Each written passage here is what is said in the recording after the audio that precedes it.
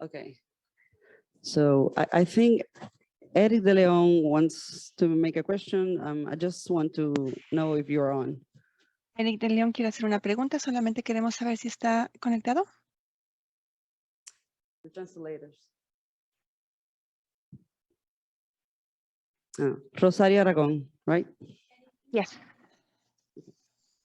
Okay, first Rosario, go ahead. Yes, can you repeat? Is this going to be simultaneous or consecutive? I'm sorry. No, it's okay. Rosario, there doesn't seem to be interpretation here available. So if you could either ask the question in English or someone from my team can translate the question if you want to deliver the question in Spanish. I apologize and thank you. Here, can you repeat the question then? Okay.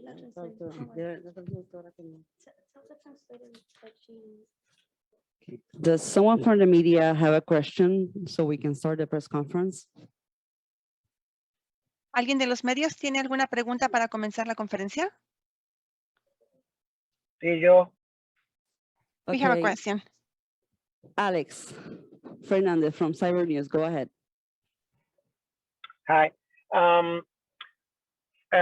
I just want your remarks on how you think this will go forward as the next step from the board, and also I would like a reaction. Also, I like maybe if it can be possible to be in Spanish. A remarks from you about what the judge Taylor Swain asked you this week regarding to the PDA. That would be my question. Thank you. I'll start out, and I didn't hear the second part, but I'll start out with the first question, kind of where do we go from here? I liked the word that the governor used, pivot, that we're coming out of bankruptcy. Hopefully we will have a decision from the judge soon, and hopefully she will confirm the plan of adjustment, which will radically reduce Puerto Rico's debt to much less than it was before PROMESA, as Natalie Jaresco said, from about 25 cents of Puerto Rico's revenues down to less than 8 cents.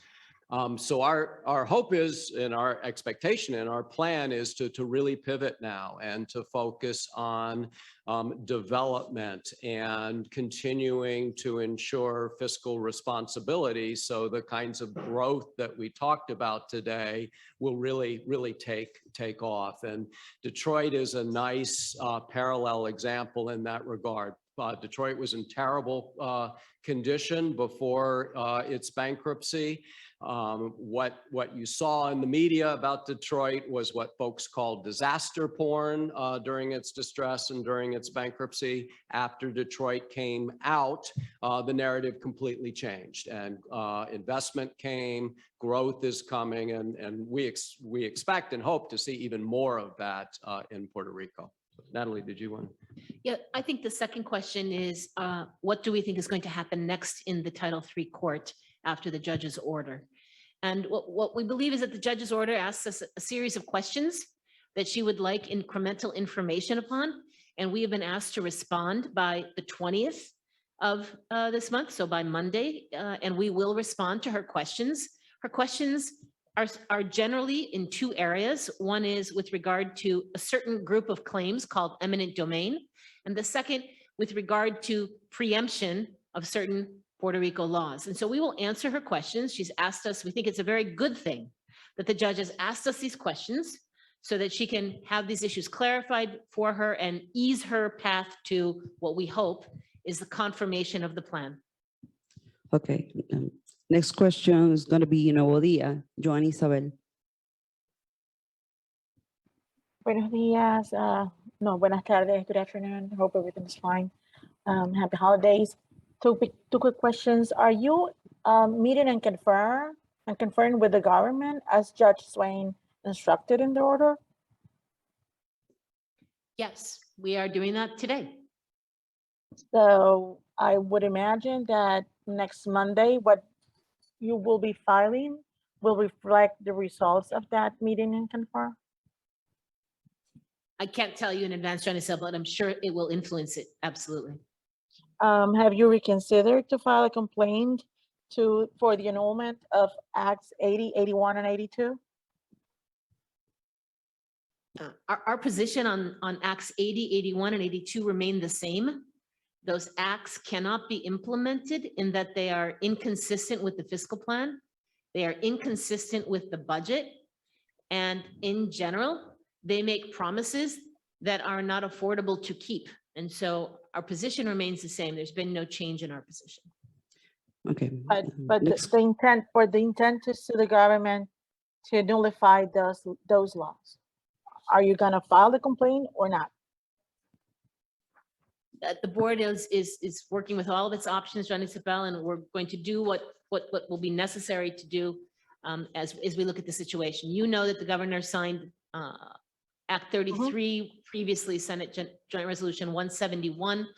Yes. He made some comments to the press about a need to make adjustments to that. We don't know what that's referring to. So this is all kind of active and moving, and we're responding in real time. We'll see where we land. But those three laws and Joint Resolution 171, Act 33 of 2021 cannot be implemented insofar as that they are inconsistent with the fiscal plan, inconsistent with the budget.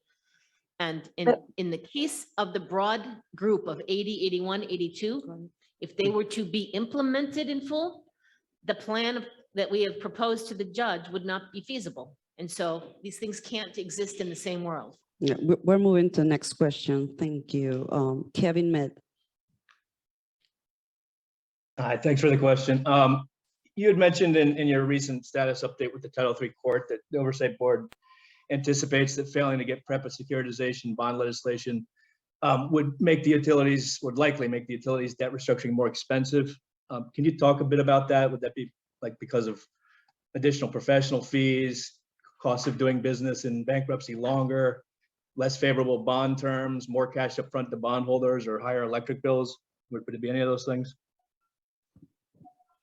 I can start again, and then Natalie or others can jump in. So the question is, what would be the consequences of the legislature not approving a securitization of the bonds with PREPA? And we said in our status report that the effect would be to increase the cost and ultimately increase the cost to Puerto Rico's electricity consumers. And that is all accurate.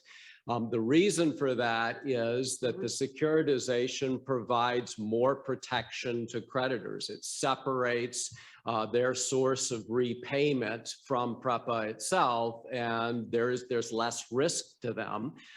If you don't do that, if you don't give the creditors that protection, they're going to insist on a higher level of repayment, and that's going to manifest itself as ultimately a cost to the electricity consumer. What's called the transition charge, the charge to repay some of that debt, will be higher if the legislature doesn't pass the securitization. All of which is to say, it's really important that the legislature pass that. If they don't pass that when it's put before them, they're really doing a disservice to the people of Puerto Rico. Okay. I'll just add, Kevin, that I couldn't keep up with your list of why the costs would increase. Most of what you said, I think, is true. I think there's one thing that stuck out to me that was not possible. You said the demand for more cash. There isn't any cash at PREPA, excess cash available at PREPA. So incremental cash is really not an option in the PREPA Title III. Okay, next question is going to be John Marino. Hi, thanks again. Just to follow up on the PREPA issue, I believe in the past, Mr. Resco and other board members have said that nobody is talking about restructuring, changing the RSA, but rather your efforts now are how to implement that. Is that still the case, or is that changes to the RSA? are they on the table in your talks with bondholders? What's going on there? I think it's best to look at the report and as it was written and given to the court. We are going to turn now to the government of Puerto Rico, both the executive and the legislative branch, to try and determine how, when, under what, how we can get that legislation to implement the RSA passed. That is step number one. As the report then said, if they're not willing or able, or it is not possible for some reason, well, then we need to look at other alternatives. But number one, we would like to cooperatively get the legislation adopted by the legislature of Puerto Rico. Thank you. Wait. Next person. Yes, So go ahead. The board is not pushing for any changes to the RSA. It's going to stand as it stands now. At this time, that is what our position is, yes. Okay, next question is going to be Eric De Leon. Good afternoon to everybody. I had only one question. How does the board view the recent federal arrests of mayors and businessmen who are awarded government contracts in exchange for bribery and extortion schemes? And is the board taking into account the problem of public corruption as an obstacle in the path to achieve economic development? Antonio can follow. Look, we are very disappointed, as every Puerto Rican resident is disappointed that corruption still plagues the delivery of services on the island.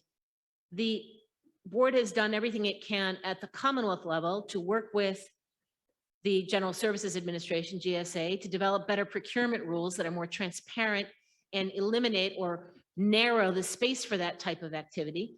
Unfortunately, that doesn't apply to municipalities. The municipal code doesn't require competitive bidding. We would support, although we don't have a great deal of authority to mandate, but we would support municipalities voluntarily moving to competitive, transparent procurement, even if the municipal code doesn't require it. And in terms of your question on economic development, I think we talked a lot today about Puerto Rico's reputation and about changing it and changing how people see Puerto Rico. Through which eyes do they see it?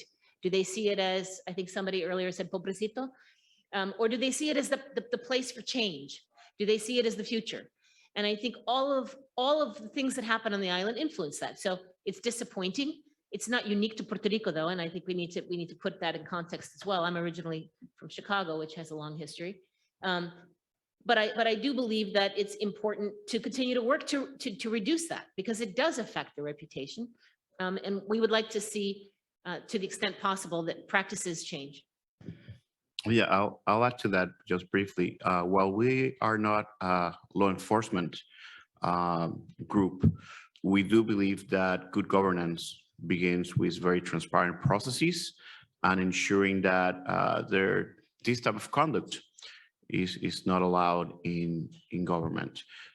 I can tell you I do live in Puerto Rico, and there's a very significant outrage from the people of Puerto Rico because after everything we've gone through, there is an expectation on our public elected officials and all other officials to have ethics and to drive themselves in a way that it's appropriate for the future of the island. I will add that we are on the verge of coming out of bankruptcy, and as per the speakers today, we have a unique opportunity to drive change. That certainly requires transparency and ethical behavior from all involved in the process as we move on a post-bankruptcy environment to a period of growth. Therefore, we will continue working with the elected officials and the different parts of government to ensure that we can have the most transparent processes, and we will support any changes in that direction. Okay. Alex, vi que levantaste la mano. Do you have any question? No, ya yo estoy. Okay. ¿Alguien más de la prensa de Puerto Rico? Any other question? No? Okay. So we finish this press conference now. Thank you, everyone. Thank you. Thank you. Bye.